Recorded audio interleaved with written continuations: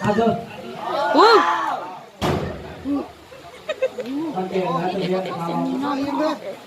tình huống phòng ngự vừa rồi.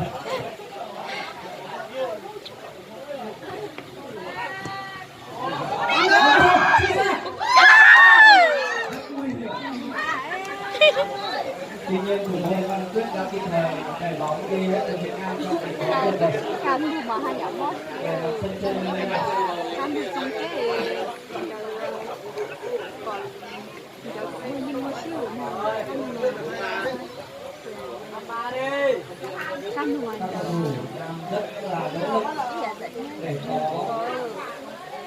cho mình một con bé đi tiếp trong vòng chung kết.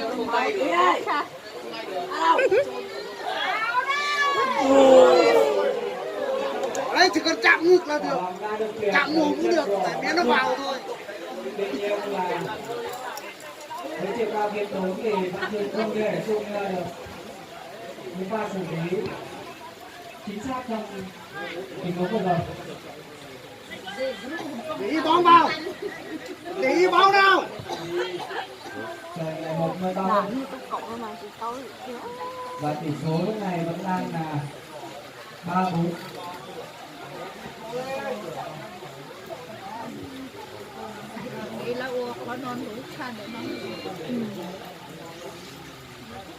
Không biết là bên huấn luyện viên của đội tuyển câu lạc bộ Trung Hoa Kỷ Niệm sẽ có những chiến thuật thay người như thế nào đây để có thể đưa trận đấu về vị trí xuất phát ban đầu. Và lúc này câu lạc bộ Thanh niên Tình Nguyện rất cần nỗ lực nhiều hơn nữa để có cho mình được một bàn thắng săn bằng tỷ số. Duy Linh vẫn là Duy Linh, tuy nhiên Duy Linh không để qua được Thăng Long. nó bóng blum blum.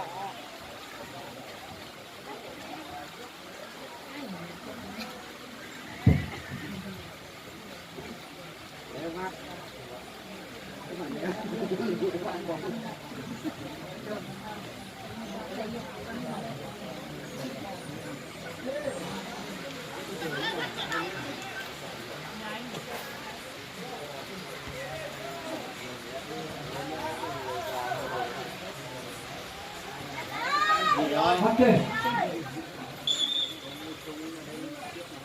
và trọng tài viên đã xác định Văn Trung đã tiền vị trong tình huống vừa rồi.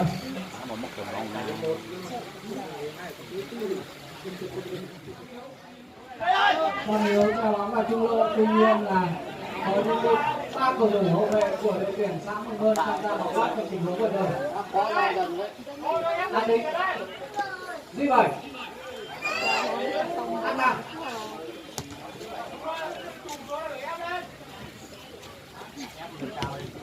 Lên lên, lên, cứ chạy.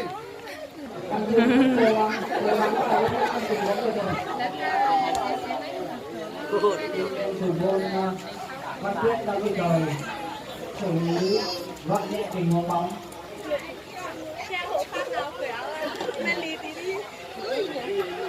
Quyền đầu tiên thuộc về các cầu thủ xã Mường Bơn.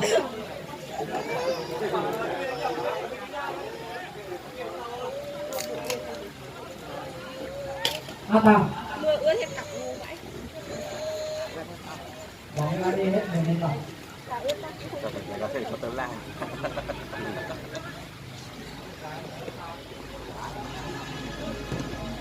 Và trời bắt đầu nổi những cơn mưa nặng hạt hơn.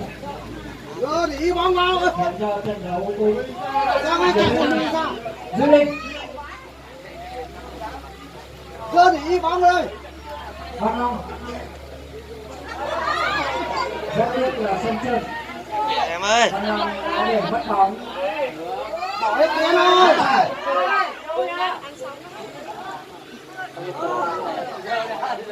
An Nam.